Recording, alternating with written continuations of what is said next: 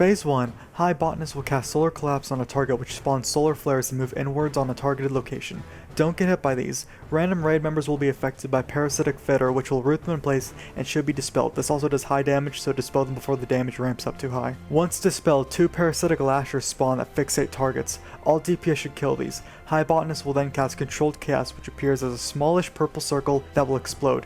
It gets larger, explodes again, then gets very large, and explodes for a third time. Don't stand in this purple circle at all. The tank swap ability is Recursive Strikes, which should be swapped every 5 to 7 stacks. High Botanist enters Phase 2 at 75% health. When Phase 2 happens, Solaris Tel'arn spawns. High Botanist and the Solaris share health pool, so double dot. High Botanist still casts Recursive Strikes, Controlled Chaos, and Parasitic Fetter. Solaris Tel'arn uses a Solar Collapse ability, but gains a new ability called Summon Plasma Sphere. These spheres have a debuff that ticks down, and once it hits 0, they explode. DPS need to switch and kill one. When the raid debuff is at a second or two, DPS kill the other, then let the last one explode on its own. Phase 3 happens at 50%. Use Hero or Bloodlust here. Arcanist Tel'arn will spawn. They all share a health pool, so make sure to triple dot. Arcanist Tel'arn will now be able to apply Recursive Strikes and use Controlled Chaos. He also gains an ability called Call of the Night. A small number of raid members will get this debuff, which has them shoot purple static that damages the raid.